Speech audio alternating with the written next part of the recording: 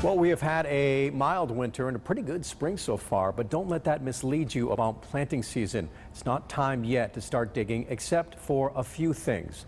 News 8 meteorologist Sam Cantro explains. Now I know what you're thinking. The garden behind me looks pretty lonely. Yours probably does too.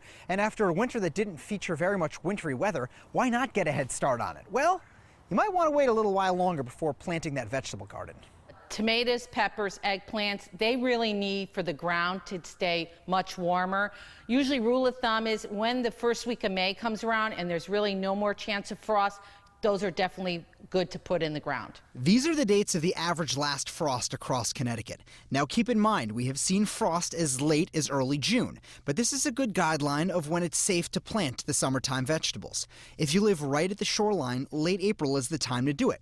Away from the shoreline in central Connecticut, planting season usually begins around the first week in May. And if you live in the Northwest Hills or up in the quiet corner, it's safest to wait until around May 15th. So here is the good news. If you want to get planting early, there are some vegetables you can plant this weekend. The cool vegetables are better for this time of year, like lettuce, the cabbage, the kale, all that stuff that loves the cool weather.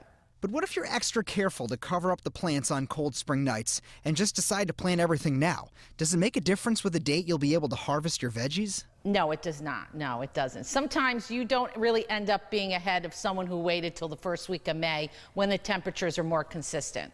So even though many of us are going to get spring fever this weekend because it is Easter, you're probably going to want to wait a few more weeks before grabbing the tomato plant and putting it inside the garden. I'm meteorologist Sam Cantro, News 8.